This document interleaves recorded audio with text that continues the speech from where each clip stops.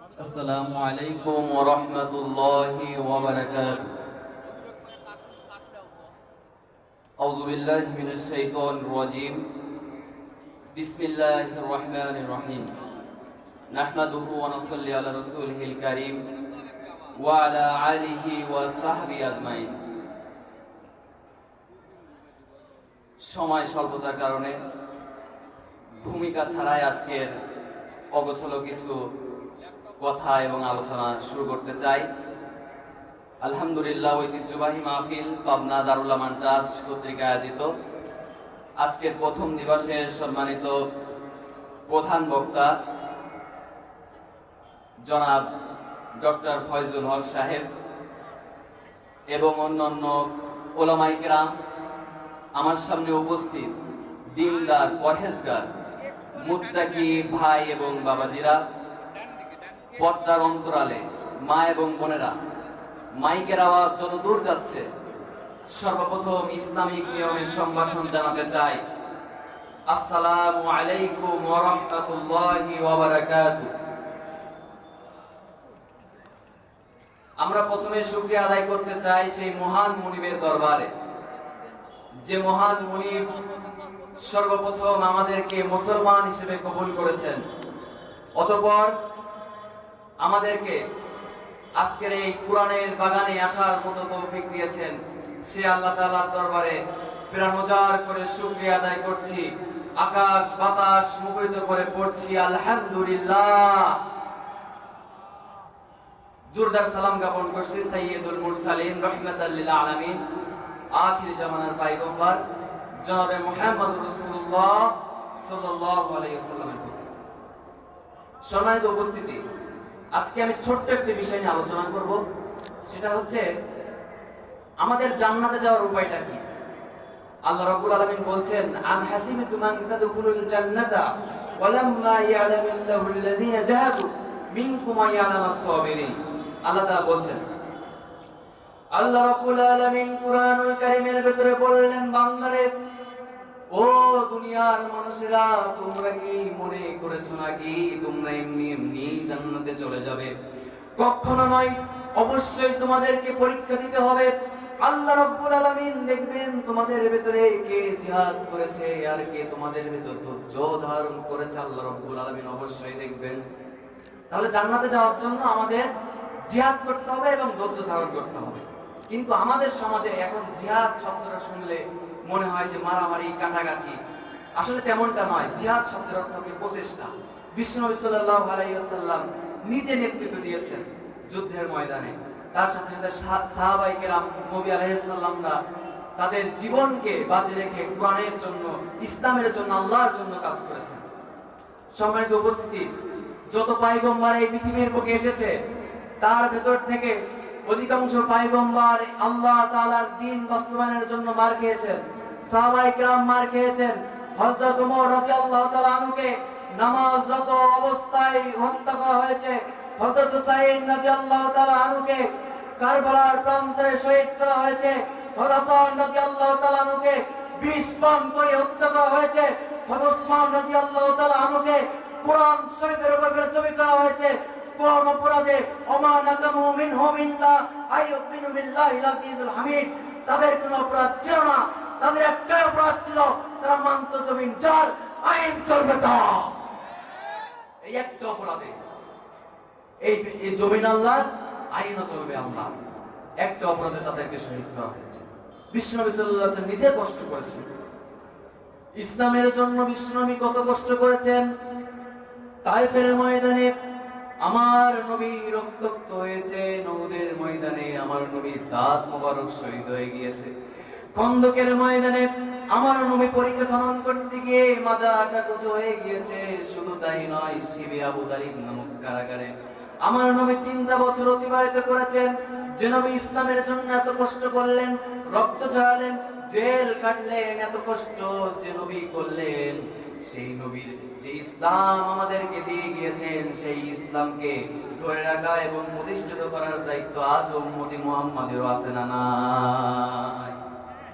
আজও আমাদের উপর সেই দায়িত্ব রয়েছে। বদরের ময়দান, বিশ্বনবী সাল্লাল্লাহু আলাইহি সাল্লামের প্রথম যুদ্ধ। বিশ্বনবী সাল্লাল্লাহু আলাইহি সাল্লাম সাহাবীদেরকে নিয়ে এখানে বসেছেন। তিনি বলছেন যে এবার আমাদের টিকে থাকার প্রশ্ন, আমরা টিকে থাকতে পারবো কিনা। এই যুদ্ধে আমাদের টিকে থাকার প্রশ্ন। প্রথম যুদ্ধ, ভাই তার ভাইয়ের বিরুদ্ধে যুদ্ধ করবে, বাবা তার ছেলের বিরুদ্ধে যুদ্ধ করবে, আমরা টিকে থাকতে পারবো কিনা, এটাই আমাদের প্রশ্ন। 311 জনকে নিয়ে বসে আছেন। এমন সময় দুইটা ছোট্ট বাচ্চা মাঝ এবং মুয়াজ এসে বললেন, ইয়া রাসূলুল্লাহ, আমরা যুদ্ধে যেতে চাই। বিশ্বনবী সাল্লাল্লাহু আলাইহি ওয়াসাল্লাম বললেন, না, তোমরা অনেক ছোট, তোমরা যুদ্ধে যেতে পারবে না। অনেক পীড়াবাড়িতে বিশ্বনবী সাল্লাল্লাহু আলাইহি ওয়াসাল্লাম শেষ পর্যন্ত অনুমতি দিলেন। বদরের ময়দানের প্রথম সারিতে যে দুইটা ছেলে দাঁড়ানো, সেটা হচ্ছে মাঝ এবং মুয়াজ, ছোট্ট ছোট্ট দুটো বাচ্চা। এক সাহাবী হযরত আব্দুর রহমান ইবনে আউফ রাদিয়াল্লাহু তাআলা আনহুকে ডেকে বলছেন, ও সাহাবী, আবু জেহেলটা কই? আবু জেহেলকে দেখেছো? তুমি ছোট মানুষ, আবু জেহেলকে নিয়ে কি করবা? যে আমরা তো এই বদরের ময়দানে যুদ্ধ করার জন্য আসি নাই, আমরা এসেছি ওই আবু জেহেলটা নাকি মক্কায় আমার নবী থাকাকালীন আমার নবীকে অনেক কষ্ট দিয়েছে, আমরা এর প্রতিশোধ দিতে চাই। সাহাবী বললেন, ওই যে দেখা যায় কুরাইশদের লিডার, ওই হচ্ছে আবু জেহেল। এই কথা বলার সঙ্গে সঙ্গে ছোট্ট দুই বাচ্চা প্রস্তুতি নিয়ে নিলেন।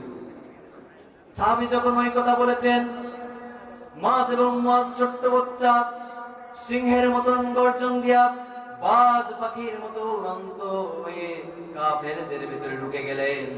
কাফেরের ভিতরে ঢুকে গিয়া আবু জেহেলের দুই পাশে পজিশন নিয়ে দাঁড়ায় গিয়েছে। সুযোগ পাওয়া মাত্রই আল্লাহু আকবার বলে আবু জেহেলের দুই পাশে আঘাত করেছে। ইতিহাস সাক্ষী রয়েছে, মক্কার সবথেকে পাওয়ারফুল লিডার, যার কথা শুনলে সকলে ভয়ে তত্তর করে কাঁপতো, সেই আবু জেহেল ছোট্ট দুই বাচ্চার আঘাতে সেই যে জমিনে পড়েছিল, কোমর সোজা করে আর কোনোদিন দাঁড়াতে পারে না। কিন্তু বড় ভাই মাস কাফেরদের লক্ষ্যে পড়ে গেলেন। তাকে চতুর্দিক থেকে কাফেররা ঘিরে ধরেছেন। এমন একটা মুহূর্তে পিছন দিক থেকে এক কাফের এসে হযরতে মাযের ডান হাতে আঘাত করেছেন। হযরতে মাযের ডান হাত পড়ে গিয়েছে। তারপরে ছোট মানুষ, এতিম ছোট্ট বাচ্চা বাম হাত দিয়ে যুদ্ধ চালাচ্ছেন। এমন একটি সময় কাফেররা এসে তার বাম হাতটা কেড়ে দিল। দুই হাত নাই, ছোট্ট বাচ্চা এবারে কিভাবে যুদ্ধ করবে, আর কোনো পজিশন নাই। এমন একটা সময় এক কাফের এসে হযরতে মাযের কল্লা বরাবর তরবারি হাঁকিয়ে দিল। হযরতে মায দুনিয়া থেকে বিদায় হয়ে গেলেন আর পৃথিবীর মুসলমানদেরকে জানান দিয়ে গেলেন, ও পৃথিবীর মুসলমানরা, জীবন যাবে, ফাঁসির কাছে যাবা, জীবনটা অকাতরে বিলীন করে দিবা, কিন্তু এক মুহূর্তের জন্য বাতিলের কাছে মাথা নত করা যাবে না। আমার ভাইরা, হযরতে মায দুনিয়া থেকে বিদায় হয়ে গিয়েছেন। তারপরে বদরের ময়দানে যুদ্ধ চলছেন। এমন সময় হযরতে উবাইদা রাদিয়াল্লাহু তাআলা আনহু দেখলেন যে সামনে আমার বাবা, কি করবেন এখন? তরবারি গোটায় নিয়ে চলে আসবেন। এমন সময় মনে করলেন, না, আহারে, আজকে যদি আমার বাবা বলে, আমি যদি আজকে বদরের ময়দানে আমার বাবাকে না মেরে চলে যাই, তাহলে কিয়ামতের দিন আল্লাহ রাব্বুল আলামিন আমাকে ছেড়ে দিবে না। এই কথা মনে করে আবার কোষমুক্ত করলেন তরবারি। কোষমুক্ত করে আল্লাহু আকবার বলে বাবার কল্লা বরাবর তরবারি আগায় দিয়েছেন। বাবা দুনিয়া থেকে বিদায় হয়ে গিয়েছেন। বদরে বিজয় অর্জন হয়েছে। বিজয়ের পরে সকলের মুখে হাসি, কিন্তু উবাইদার মুখে হাসি নাই। বিশ্বনবী সাল্লাল্লাহু আলাইহি ওয়াসাল্লাম বললেন, ও আমার সাহাবারা, আমার উবাইদার কি হয়েছে? সাহাবীরা বললেন, আপনার উবাইদার বাবা মারা গিয়েছে।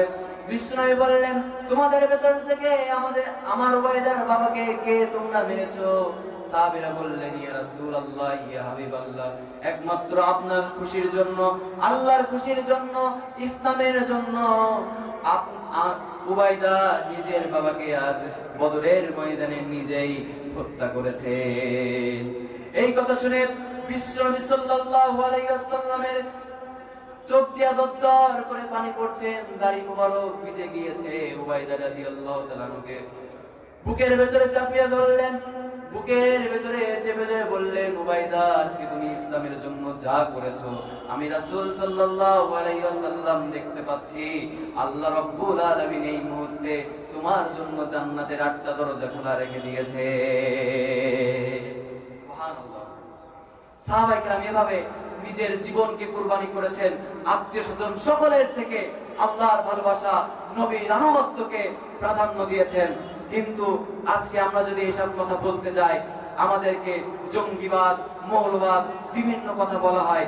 ইসলামের কথা বললে আপনাদের কাছে প্রশ্ন রাখতে চাই, কোন মানুষ কি জঙ্গিবাদ আর মৌলবাদ হতে পারে? কখনো পারে না। এই বাংলাদেশে আমরা সেই 1947 সাল থেকে পিতার শাসন দেখেছি, স্বামীর শাসন দেখেছি, স্ত্রীর শাসন দেখেছি, বাবার শাসন দেখেছি, মেয়ের শাসন দেখেছি, স্বৈরাচারের শাসন দেখেছি। সব শাসন দেখার পরে জীবনে একটিবার 1500 বছর আগে নাজিলকৃত, হেরাগুয়ায় নাজিলকৃত আল কোরআনের শাসন ব্যবস্থা বাংলার জমিনে দেখতে চায়। এই বাংলাদেশের আইবির শাসন, শেখ মুজিবের ভাষণ, জিয়া কেটেছে খাল, এরশাদের নানান তাল, ফখরুদ্দিন, মঈনুদ্দিন সব পুরাটিন দেখা শেষ। সামনে টুপিওয়ালাদের বাংলাদেশ, আগামীর সূর্য ইসলামের সূর্য, আগামীর বাংলাদেশ ইসলামের বাংলাদেশ, আগামীর বাংলাদেশ কোরআনের বাংলাদেশ। এদেশের লক্ষ্য করে যুবকেরা রাতে রাতে তাহাজ্জুদের নামাজ পড়ে সকালে বন্ধুর কাছে দাওয়াত নিয়ে যায়। এদেশের বিশ্ববিদ্যালয়গুলি আল্লাহর কোরআনের দুর্জয় ঘাটতে পরিণত হয়েছে। টেকনাফ থেকে তেতুলিয়া, রূপসা থেকে পাতুরিয়া আর সুন্দরবন থেকে বান্দরবন পর্যন্ত বাংলাদেশে কোরআনের রাজ অজাচাই কায়েম হবে। এই দেশকে আর কোন কাউকে আর সিরিমিনি খেলতে দেওয়া হবে না। আজকে তৌহিদি মুসলমান সজ্জার হয়েছে, আমাদেরকে আবার জেগে উঠতে হবে। এমন একটা সময় ছিল আমাদেরকে তালিকা করে করে তৌহিদি মুসলমান বাড়ি থাকতে পারে নাই, ঘরে শুইতে পারে নাই, এমন নির্যাতন আমাদের উপর চালানো হয়েছিল বিগত সময়ে। এখন আমরা বলতে চাই, তোরা আর কি তালিকা তৈরি করবি? এখন আমরা তোদের তালিকাও তৈরি করব। মাটির 10 হাত তলে গেলেও ওখান থেকেই খুঁজে বের করব। কারণ তোরা এ জাতির শ্রেষ্ঠ সন্তান কে 13টা বছর বন্দী করে হত্যা করেছিস। আমরা তোদেরকে ছেড়ে দিব না। এদেশ মুসলমানের দেশ, এদেশ শাহজালালের দেশ, এদেশ শাহপরানের দেশ, শাহ মাকদুমের দেশ। এদেশের প্রতি রাস্তার পাকে পাকে মসজিদের মিনার আর মাদ্রাসার গম্বুজগুলো দাঁড়িয়ে আছে। কোন বামপন্থী আর কোরআন বিরোধীদের মাথা এদেশে আর সোজা করতে দেওয়ার সুযোগ দেওয়া হবে না, হবে না, হবে না। এজন্য আমাদেরকে আবার সোচ্চার হতে হবে। আল্লাহ রাসূল সাল্লাল্লাহু আলাইহি ওয়াসাল্লাম যেভাবে মদিনা নির্মাণ করেছেন, আমাদেরকে সেভাবে বাংলাদেশ আবার নির্মাণ করার জন্য কোরআন মোতাবেক আমাদের জীবনকে চালাতে হবে। এজন্য আপনাদেরকে উদাত্ত আহ্বান জানাচ্ছি, পিছনের সকল জ্ঞানে ভুলে গিয়ে আজ থেকে আল্লাহর সাথে নতুন করে বোঝাপড়া করে আমাদের জীবনটাকে নতুন করে বিনির্মাণের জন্য আজ থেকে আমাদের আবার অঙ্গীকারবদ্ধ হতে হবে। জীবন চলে যাবে, জীবনটা অকাতরে বিলীন হয়ে যাবে, কিন্তু এক মুহূর্তের জন্য কোরআনের পথ থেকে সরা যাবে না। পারা যাবে ইনশাআল্লাহ, ইনশাআল্লাহ। আল্লাহ রাব্বুল আলামিন আমাদের সকলকে কবুল করুন, কোরআনের জন্য কবুল করুন এবং আমাদের সকলকে আগামীতে আল্লাহ তাআলার খালেস বান্দা হিসেবে কবুল করুন। ওমা তাওফিক ইল্লা বিল্লাহ। আসসালামু আলাইকুম ওয়া রাহমাতুল্লাহি ওয়া বারাকাতুহু।